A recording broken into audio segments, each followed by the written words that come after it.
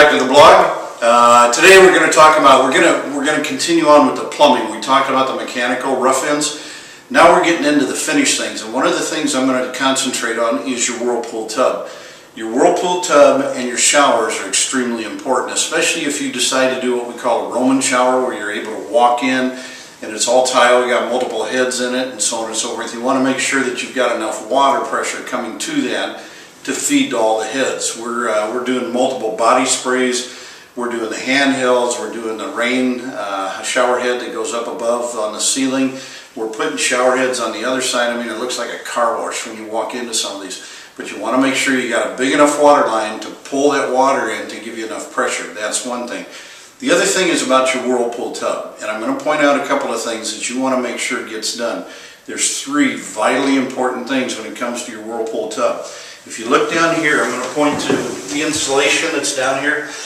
It's not only is the insulation important, what this does is that keeps the noise from transferring down into the basement if you're going to finish off your basement. The other thing it does, it helps to retain the hot water that's in your whirlpool tub. These things will take a lot of hot water out of your hot water heater, so make sure you get ample hot water heater. We put in a 65-gallon hot water heater.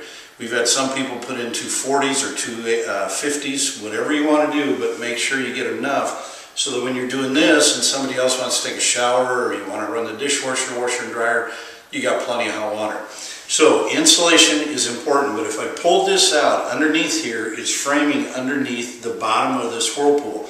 And that's important because you don't want a spongy bottom. You don't want to be able to step in there and then all of a sudden you feel like you're going to step right through the bottom of that whirlpool. So that's critical. Get some framing stuck up underneath there and have a solid foundation.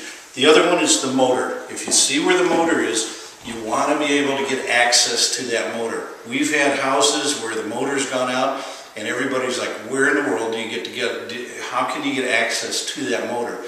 We put ours in the cabinet because if you have a cabinet door in it, then you can leave the opening there and have easy access to the motor, to all the electrical and the plumbing and everything in there.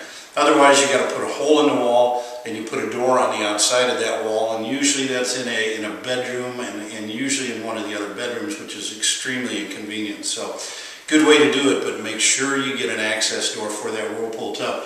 And go with brand names. Extremely important. If you don't go with a brand name and you go with some cheapie, there's a lot of things that can go wrong here. So don't be afraid to spend the extra money on your whirlpool. Okay? So with that, we'll talk to you later.